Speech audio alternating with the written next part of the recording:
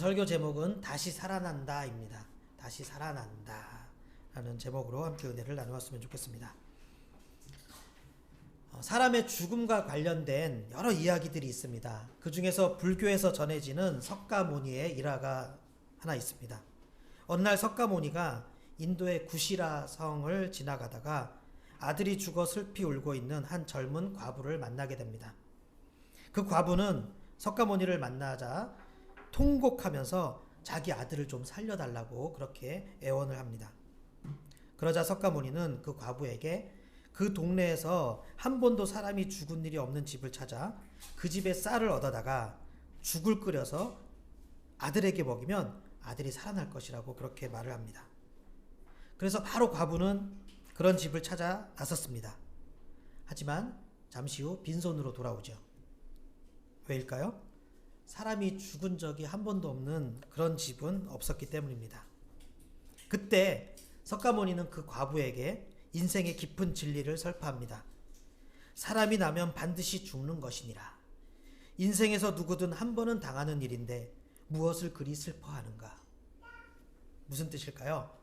순리에 따라 살아가야 된다는 그런 교훈을 준 것이죠.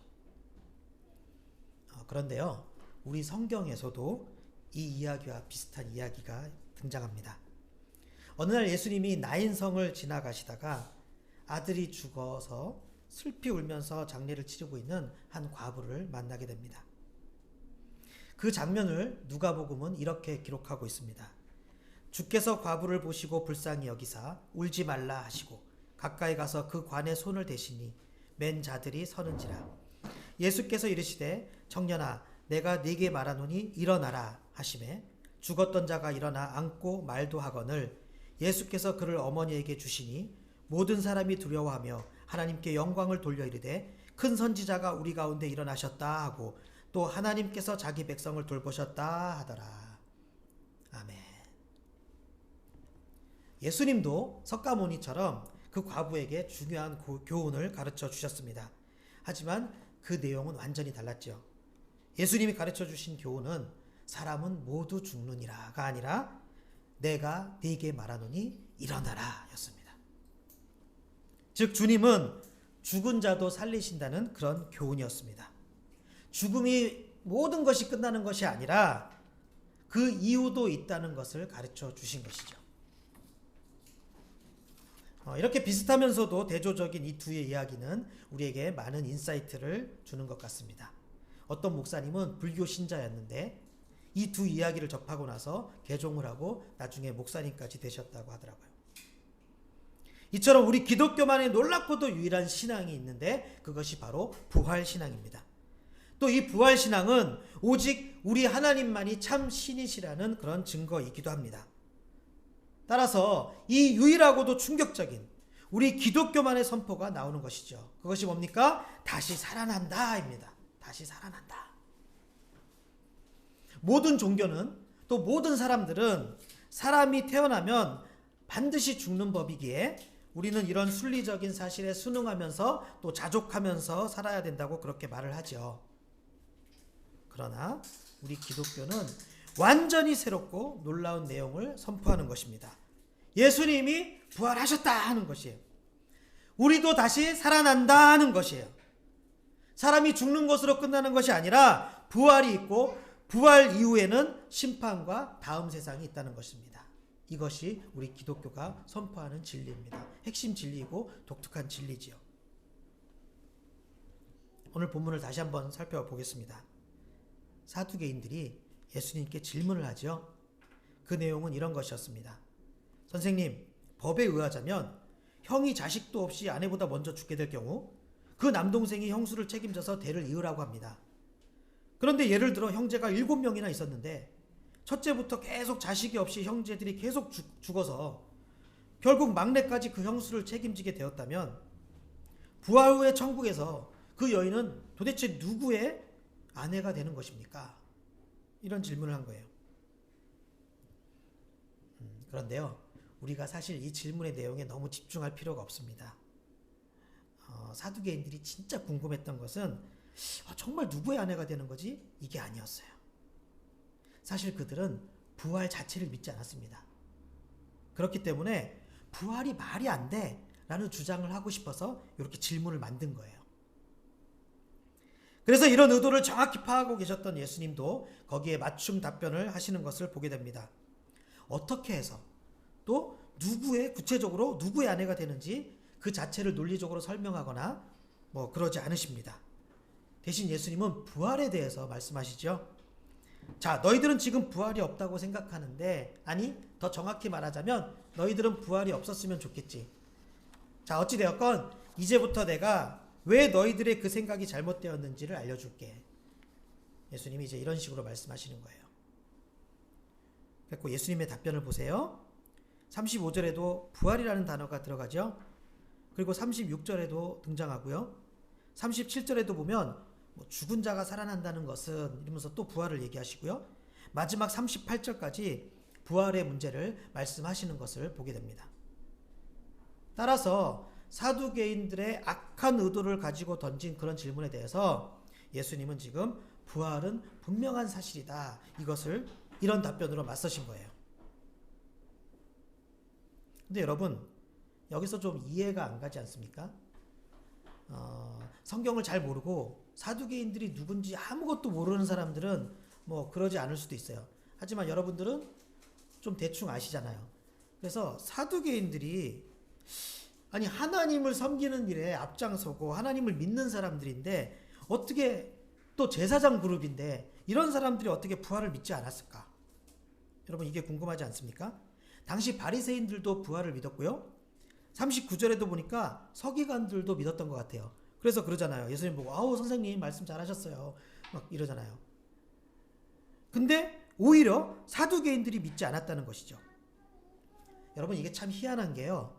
요즘으로 치자면 교인들은 부활을 믿는데 목사님들은 부활을 안 믿는 거예요. 그런 것과 똑같은 거예요. 여러분은 그 이유가 뭐라고 생각하십니까? 제가 전에도 말씀드렸잖아요. 사두개인들을 제가 어떻게 규정했습니까? 현실에 매몰된 자들이라고 말씀드렸어요. 간단하게 말해서 지금 잘 먹고 잘 살고 너무 행복한데 굳이 부활에 대해서 생각할 필요가 없는 거고요.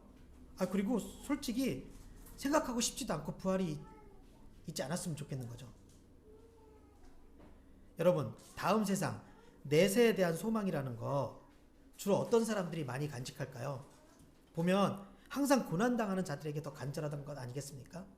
지금 너무 힘들고 핍박당하고 고난당하기 때문에 정말 다음 세상에서는 주님 다시 오시면 이제 이런 생각을 많이 하잖아요.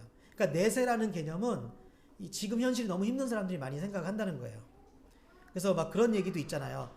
뭐 이렇게 막 그 영화나 드라마에서 슬픈 장면에서 그런 거 있잖아요. 사람이 죽을 때 다음 세상에서는 뭐 꼭 뭐 뭘로 태어나, 다음 세상에서는 나 같은 부모 만나지 마, 뭐 막 이런 거 얘기하잖아요. 그래서 지금 힘든 사람들이 다음 세상에 대한 소망이 간절하죠. 지금이 너무 힘드니까 기대를 다음 세상에 하는 거예요. 반대로 생각해 볼까요? 여러분 반대로 생각해 보셨습니까? 지금 너무 평안하고 행복하게 잘 살고 있어요. 그런 사람들에게 뭐 굳이 그런 다음 세상의 개념이 없는 거고 어떻게 보면 없었으면 좋겠어요. 그래서 실제로 사두개인들은 그런 것을 계속 강조했습니다. 지금 부활이 없고 여기가 이제 실제 이제 중요한 거다. 네. 그래서 제가 이런 사두개인들을 보면서 한번 그런 생각이 들더라고요. 지금 막 온갖 명예와 부와 이런 것들을 영광을 다 누리고 있는 대형교회 목사님들이 정말 간절히 천국을 사모하고 있을까? 또 천국이 지금 그분들이 누리고 있는 것보다 더 좋은 것들이 구체적으로 뭐가 있다고 뭐 이런 거 생각이나 할 수 있을까? 상상이나 할 수 있을까? 저는 이런 생각을 한번 해보게 되었습니다. 잘 모르겠지만 어렵지 않을까? 그런 생각이 들더라고요. 물론 목사님들 말고 일반 사람들도 마찬가지지만 오늘 본문의 사두개인들이 종교인들이니까 제가 한번 그렇게 목사님들의 경우를 예를 든 거예요. 자, 그런 식으로 당시 종교 귀족이었어요. 그러니까 종교인이라기보다 좀 더 정확한 표현은 종교 귀족이라고 할 수 있죠. 종교 귀족이었던 그 사두개인들은 하나님을 섬긴다 하면서도 부활을 믿지 않았던 것입니다. 우리도 조심해야겠죠. 우리가 이 세상에 너무 매몰되어 있으면 또 이 세상에 누리는 것들에 너무 심취되어 있으면 마땅한 부활도, 마땅한 천국도 잊어버리고 살게 된다는 거예요. 그러나 그런 삶은 하나님께서 기뻐하시지 않는다는 것이죠. 자, 예수님은 그 사두개인들에게 부활은 분명한 사실임을 선포하십니다. 사두개인들은 부활이 있다는 것이 말이 안 된다는 전제로 질문을 했다면 예수님은 어떤 식으로 답변하시냐면 부활이 없다는 것이 오히려 너무 말이 안 돼, 이렇게 답변을 하시죠. 부활은 논리적으로 말이 안 되지 않습니까? 이렇게 물었는데 부활을 부정하는 것이 논리적으로 말이 안 되는 거 아니냐? 예수님이 지금 이런 식으로 답변하시는 거예요. 그래서 몇 가지로 말씀하시죠. 일단 천국에서는 이 세상처럼 장가가고 시집가고 그러는 게 아니다. 왜? 뭐 다시 죽고 그러는 것도 아닌데, 또 모두 천사와 같은 그런 존재인데 굳이 무슨 결혼을 하겠느냐. 또 모두 다 부활의 자녀로서 하나님의 자녀, 하나님의 아래에 있는 한 식구들인데 따로 무슨 가정을 꾸리고 그럴 일이 뭐하러 있겠느냐. 그리고 너희들이 성경에서 보지 않았느냐? 하나님께서 모세에게 말씀하실 때도 나는 아브라함의 하나님, 나는 이삭의 하나님, 야곱의 하나님이다, 이렇게 말씀하시는데, 아니 그 사람들 다 죽은 지가 언젠데 하나님이 뭐하러 그렇게 말씀하시겠느냐. 하나님은 죽은 자의 하나님이 아니요 살아있는 자의 하나님이시니라, 이렇게 예수님이 말씀하세요. 이게 논리가 참 끝내주죠. 요즘 말로 표현하자면 사두개인들이 지금 예수님한테 논리적으로 완전히 발린 거예요. 그러니까 그것을 듣던 서기관들이 옆에서 와 나이스, 와 논리 오짐, 막 이러면서 지금 그런 모습이 나오는 거예요. 선생님 잘했습니다, 나이스. 예수님은 오늘 본문 장면 말고도 여러 차례 부활을 분명하게 선포하셨습니다. 대표적인 말씀이 있죠. 요한복음 11장 25절 나는 부활이요 생명이니 나를 믿는 자는 죽어도 살겠고 무릇 살아서 나를 믿는 자는 영원히 죽지 아니하리라. 또 예수님께서 십자가 위에서 숨을 거두시기 전까지도 부활의 메시지를 선포하시는 것을 볼 수 있습니다. 옆에 있는 강도에게 이렇게 말씀하시지 않습니까? 누가복음 23장 43절 예수께서 이르시되 내가 진실로 너에게 이르노니 오늘 네가 나와 함께 낙원에 있으리라. 여러분 이게 무슨 뜻일까요? 그 십자가 위에서 지금 죽어가고 있는데 그 죽음이 끝이 아니라는 거잖아요. 아니 어떤 사람이 그 고통의 순간에 이런 말을 할 수 있겠어요? 아무리 자기 신념과 철학이 확실한 사람도 죽을 때 그거 얘기하는 사람 없어요. 그래서 그 사형장에서 일하셨던 분이 간증하시는 거 들었거든요. 어디 뭐 장로님인가 그 유명하잖아요. 사형 집행하는 데 있었던 분이 그 나오셔갖고 지금 장로님인데 막 여기저기 간증하시는데 그분이 그러더라고요.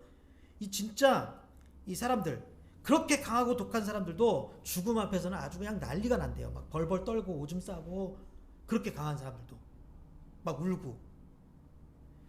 반면에 진짜 회심한 사람들, 정말 예수 믿고 거듭난 사람들, 그런 사람들도 있잖아요. 그런 사람들은요 그 죽음 앞에서 사형장에서 그렇게 의연할 수가 없대요. 여러분 왜 그럴까요? 부활의 확신이 있으니까. 부활의 확신이 있으니까. 그래서 둘로 나눠진대요. 사형장에서는 그들의 죄가 여러 가지가 있던 뭐 사람들의 성격이 다양하던 그냥 딱 둘로 나눠진대요. 딱 두 모습으로 나눠진대요. 의연하게 그 죽음을 맞이하는 사람과 아니면 막 정말 막 몸부림을 치는. 그런데 의연하게 죽음을 맞이하는 사람들은 다 똑같대요. 크리스찬이에요. 그 안에 들어와서 정말로 거듭나고 신앙에 확신이 있는 사람. 그 전까지 아무리 나는 예수 믿는다고, 왜 그런 사람들 많잖아요. 범죄자들 가석방 받으려고 또 막 이렇게 성경 많이 읽고 막 그런 것처럼 막 하는데 그런 사람도 진짜인지 가짜인지는 사형장에서 드러난대요. 그러니까 예수님도 그러실 수가 있었던 것입니다. 그 십자가의 극한의 고통 속에서도 지금 뭐 아직 죽기 전도 아니고 고통이 없기 전도 아니잖아요. 그 정말 얼마나 그 고통이 심했습니까? 그런데 그런 극한의 고통 속에서도 분명한 선포를 하시는 걸 보세요. 예수님은 확신하니까, 그것이 맞으니까. 그리고 결국 예수님은 부활의 첫 열매가 되셔서 그 선포가, 예수님이 선포하신 그 내용이 진짜임을 직접 보여주셨습니다. 그런 역사적인 사건이 일어났고요. 그 역사적인 사건을 기념하는 절기가 바로 오늘입니다. 우리는 그 엄청난 부활의 메시지를 오늘 모여서 지금 함께 기념하고 나누고 있는 것입니다. 그리고 그 부활을 이제 우리도 준비하자는 거예요. 예수님 부활하셨네요. 너무 기뻐요. 감사해요. 놀라워요. 이러고 끝나는 것이 아니라 우리도 부활한다. 우리도 다시 살아난다. 이것을 준비하자는 것입니다. 그것이 부활절의 의미예요.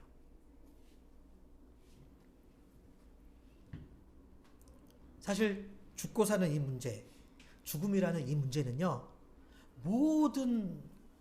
삶의 모든 것을 결정짓는 핵심 주제라고 할 수 있습니다. 죽음을 어떻게 생각하느냐에 따라 인생 전체가 바뀌어요.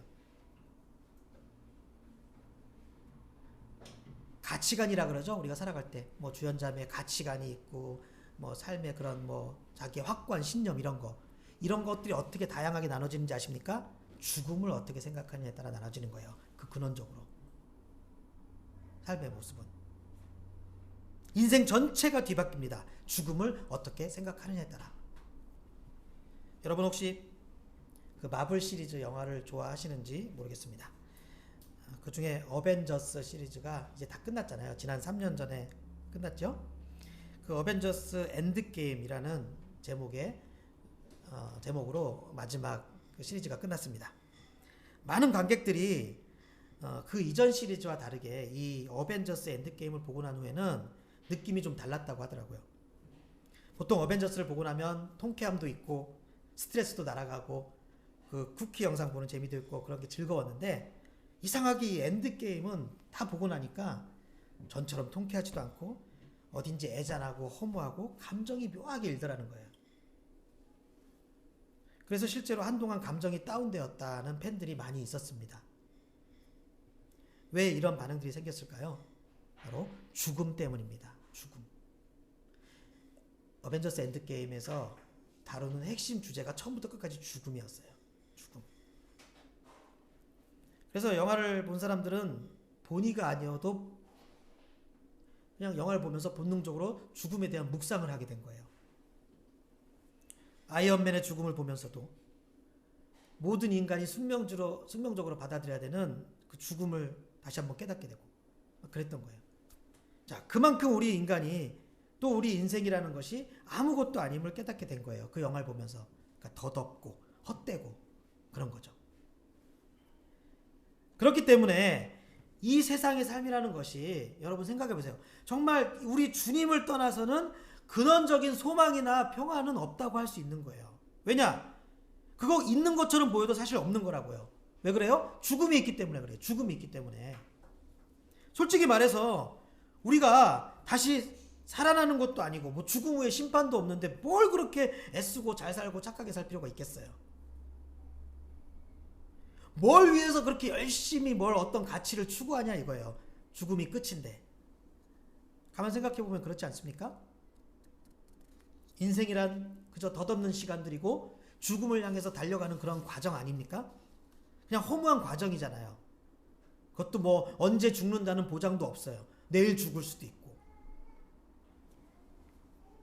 안 그러던 예지가 요즘 그래도 뭐 저한테 자꾸 이상한 질문 하더라고요. 유튜브에 그런 게 나왔는지 모르겠지만 뭐 이렇게 언제 선택을 하래요.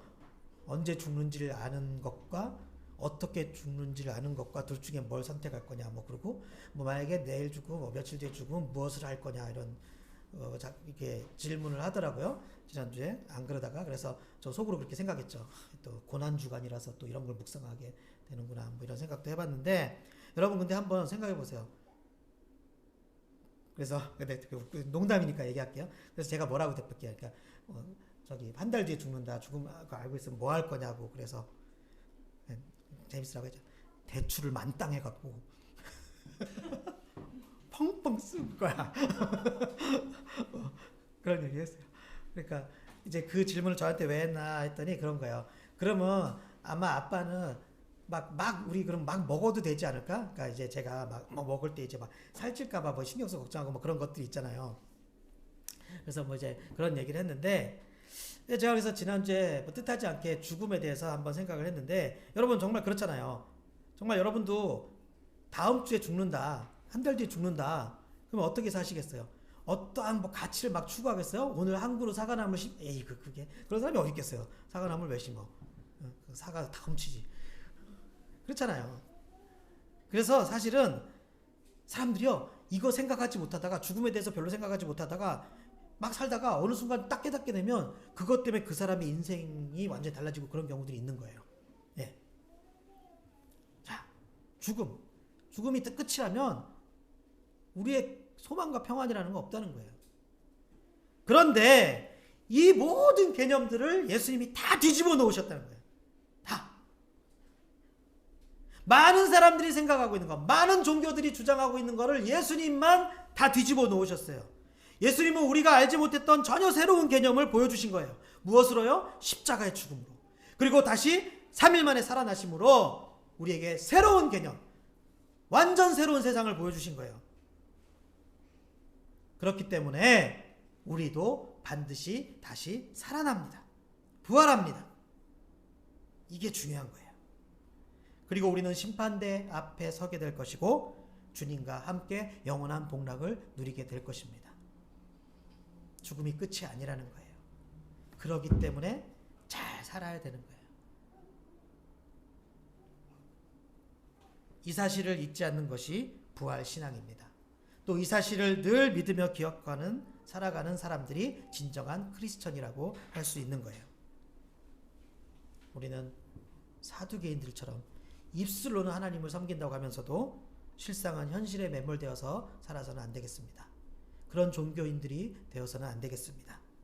우리 보드미들은 다시 살아나신 예수님이 선포하신 말씀 뭡니까?